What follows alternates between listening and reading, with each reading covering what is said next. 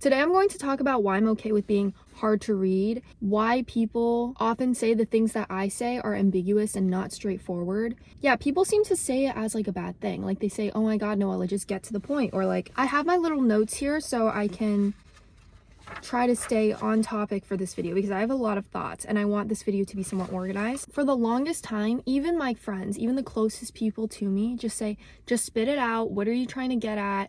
Or simply like, you're weird.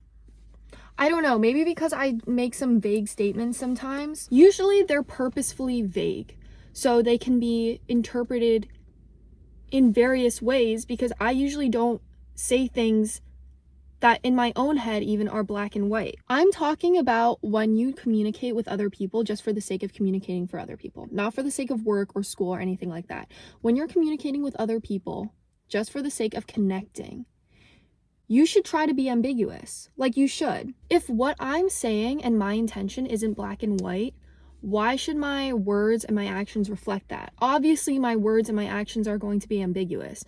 I don't know, maybe because everyone nowadays is so allergic to nuance. They're so scared of doing any sort of critical thinking for themselves and trying to like interpret what I'm saying for themselves instead of just like taking what I say at face value.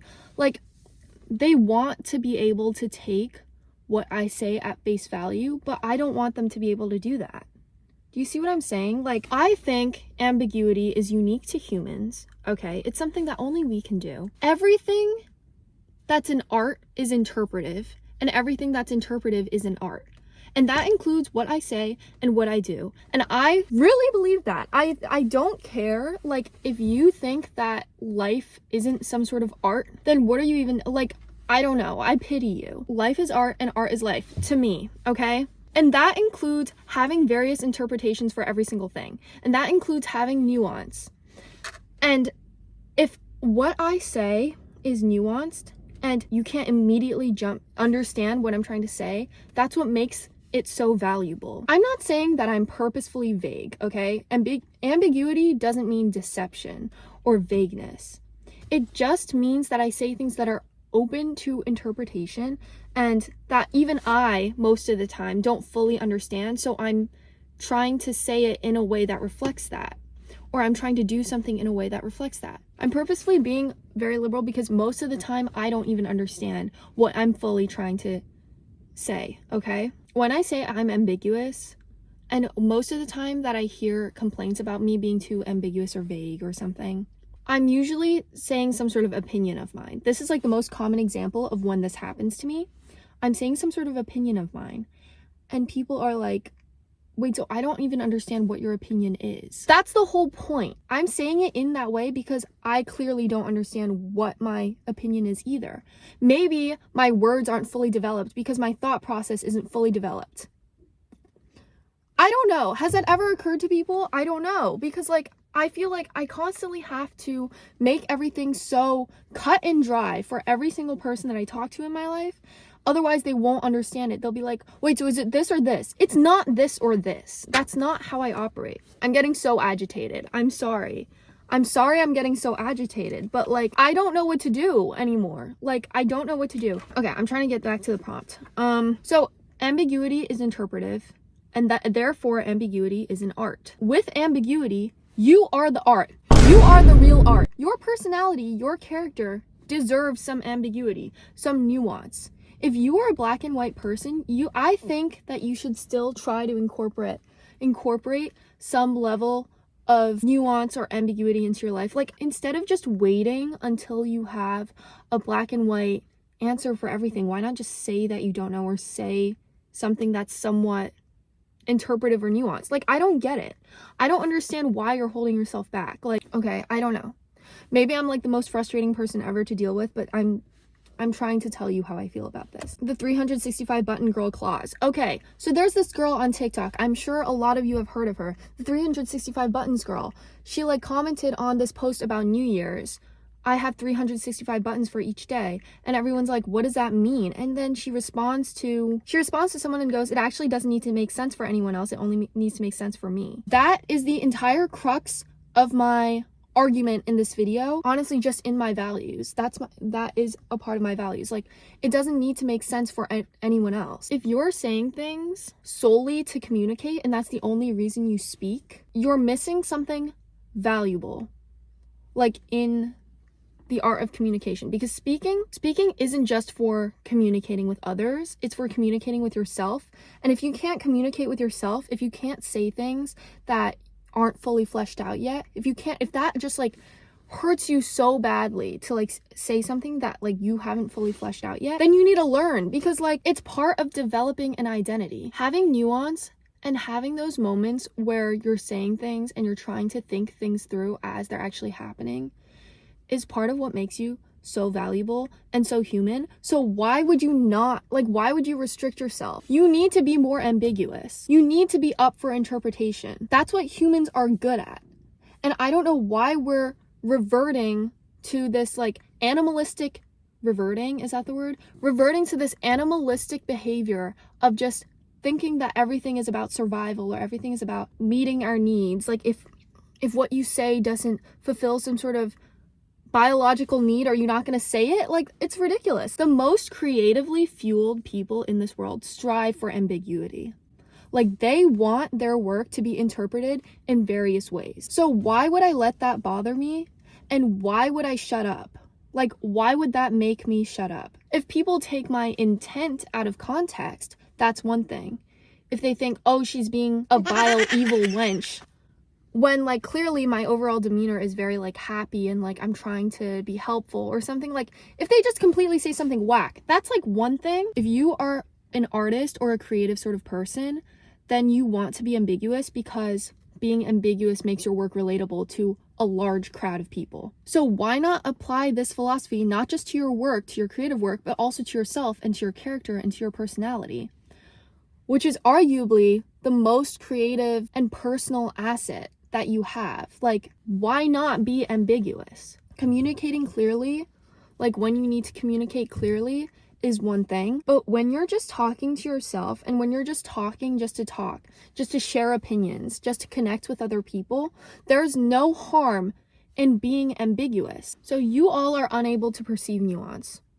Why? Okay, firstly, because of technology. Everyone knows everything is so polarized nowadays with the media, and you see something and you immediately interpret it as one thing. And it's very easy to do that when you're seeing headlines leaning one way or another. It's hard to dig deeper when the media itself isn't portraying nuance the way it should be. So that is more of a societal issue. I don't blame anyone as an individual for that. I think we are all equally responsible, but like, I'm listing why people are unable to perceive nuance, okay? And number 2, you all don't self-reflect. If you saw my video on essay writing, that video is exactly what I mean. No one bothers to like really think and dig deeper into themselves or into other people. Like, really think about why things are the way they are. 9 times out of 10, you won't see a black and white answer. Actually, every time you won't see a black and white answer. I'll come out and say that. Because even the things that we consider laws in mathematics or science can always be disproven. We only know what we know. There's still so much to be figured out, and there could be something discovered tomorrow that completely like overthrows everything that we knew about, I don't know, gravity for the last like 200 years, okay? So like, you all need to self-reflect.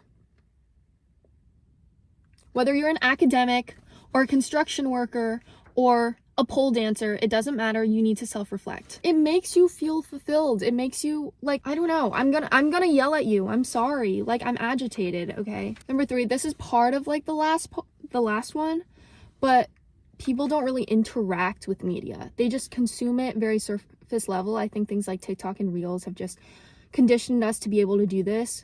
We consume things for maybe like 5 seconds each and then we move on. We don't really like interact and engage with one piece of media that was carefully and thoughtfully curated. This is why we see a lot of action movies nowadays, because people value like the immediate adrenaline of just watching like a storyline, and then after the 2 hours are over, you're done. You don't really like sit and process it. Hollywood is churning out action movies because they know that it's what our minds can handle. I will say I have been seeing a lot of things that suggest like we're coming onto like a digital renaissance. I partially agree. I think we are, actually, because we're seeing a lot more young artists, young creators, like, come out and try to do their thing. And with that, we also see a lot more movies with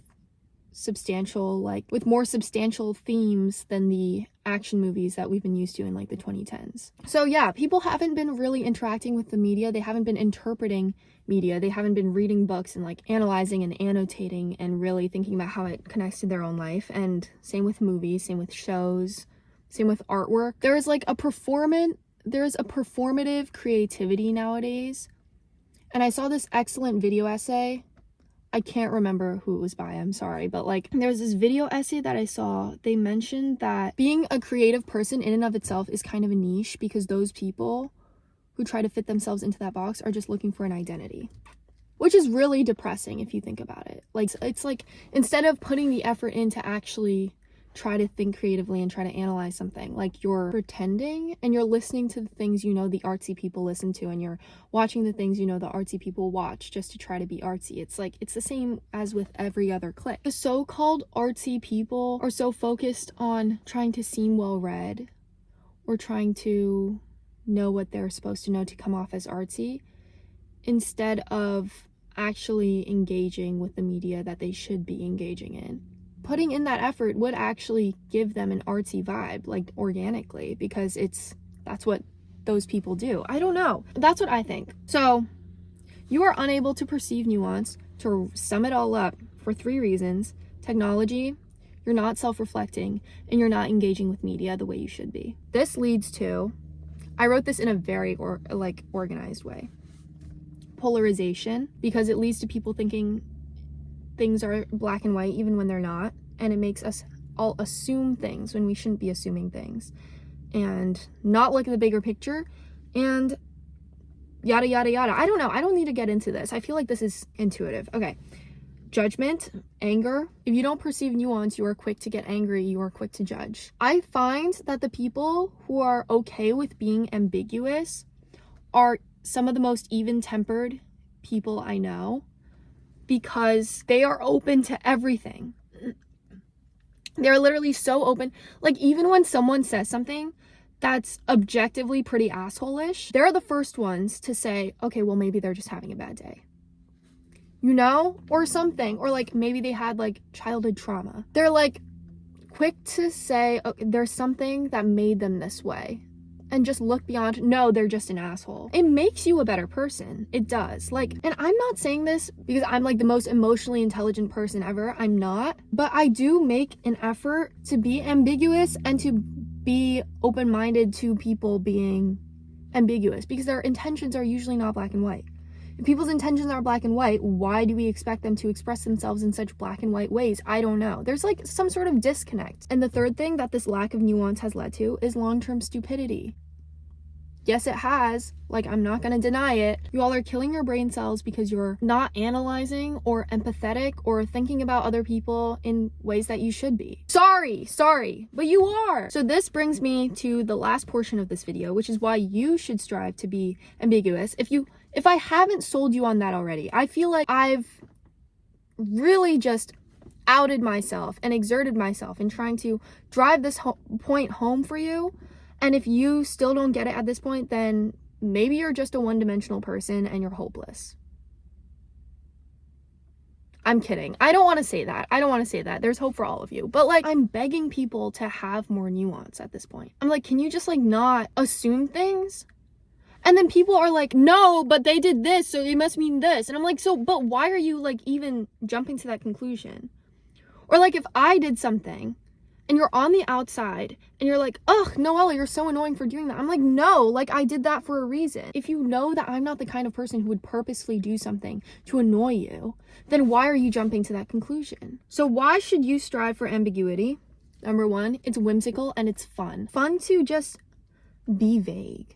It's fun to say things without fully like understanding what you're saying. It's fun to explore ideas. It's not fun when you just say something and that's it. It doesn't linger in the room. It just drops to the floor, dead. You know what I'm saying? Like the people who give one-word answers to questionnaires. You need to use the words that fully encapsulate the ambiguity within you, because you are ambiguous. Like, that's the reality. You are not so black and white. So use the appropriate words to reflect that. don't just make yourself seem black and white. Don't just say you know the answer when you don't know the answer. Like, it's whimsical, it's fun to use vague adjectives instead of just saying yes or no. I'm aware this is just an abstract concept, as most of my videos usually are, but like, I think I've made it very clear. Okay, and number 2, this is a test of the real people around you. The genuine people will take your ambiguity as you put it out there and not as a vagueness or as annoyance. The genuine people around you will try to find the nuance in the things that you say. Number 3, it adds dimension to your character. If you say things that leave no room for interpretation, you have no room for interpretation. You are exactly how you present yourself. You are what you would call a very poorly written character in a screenplay. You are a character in a bad TV show. AI lacks ambiguity. You ask it to write like a nuanced character, it still lacks ambiguity because of the language that it uses, because of so many things. To be human is to be ambiguous, okay? Okay, number 4. I feel like I've already said number 4. Moving on. Number 5, mystery and aura. The unknown / little known is often the most valuable. Yeah, like, don't reveal every little crevice of your personality to every single person you meet. You need to have multiple sides. I don't know how to explain this to you. Like, just like how people code switch. It's like the same thing. You're code switching with your personality. You're code switching with your language. You're using open-ended language on purpose. I should also add at this point that vague language and open-ended language is not the same thing. So if you've just been thinking, is she telling me to be vague? I'm not. If you get it, you'll get it. And if you don't, then it's fine. It only needs to make sense for me. It doesn't need to make sense for you. I don't know. Like, concept. I think at this point I've lost all my aura and all my mystery because of all of this like online content that I'm making. But the unknown is very valuable. I acknowledge that I'm trying to be more approachable than mysterious, which is why like I'm okay with making these videos, and because I want to be approachable and I want to be known in this way. The thing is, even though I'm making content online, I am not the same person that I was in my last video or in the video before that. My mind continuously changes. And that may be hard for a lot of you fools, you imbeciles out there to know, because maybe you'll take something from 5 videos ago and put it out of context, and you'll ask me about it and say, no, but I thought you believed this. Maybe that wasn't a fully fleshed out idea, or maybe I changed my mind. And apparently people aren't allowed to change their minds, but I don't give a shit because I'm allowed to change my mind, and I know I am, so I'm going to change my mind. Yeah, I don't know. I still think, even though I'm making these videos, like, there are still sides of my personality that I will never show and that are consistently changing. So in that sense, I don't think I can ever be known, and I am still able to preserve my ambiguity no matter how many of these little video essay things I do. That kind of summarizes my view on ambiguity and why I'm being ambiguous on purpose, and that people don't seem to understand that. People don't seem to be able to interpret nuance or understand why maybe people aren't being as direct as they can be. It's on purpose. I know that I could be more direct. It's on purpose. If you think I'm a jerk for that, I'm going to stay unbothered by it. I'm an optimist when it comes to this. Like, I assume that people mean the better of their intentions if what they say is ambiguous, which it always is. I'm trying to be better at assuming the better of people. Because I'm able to acknowledge that everything has nuance, it's easy for me to get rid of a lot of stress and a lot of worry and anxiety about others if I just assume the better of them. If I just assume that maybe it was a bad day, or that there is a better side to them somewhere, or like this isn't who they really are, or that they have better in them. So that's why I really appreciate the idea of not taking things at face value and using open-ended language, and kind of like why I'm an advocate for saying your ideas as the thought process is still like developing. So yeah, that pretty much concludes my video on ambiguity and why I'm being ambiguous, why you shouldn't take that as a sign of like inarticulation, or you shouldn't get annoyed by it. If someone's being ambiguous, it's just the situation is likely ambiguous, or their thoughts are probably ambiguous. And yeah, I think that's it. That's all I really have to say. Thanks for watching. I'm glad I got this out there, and see you in the next one.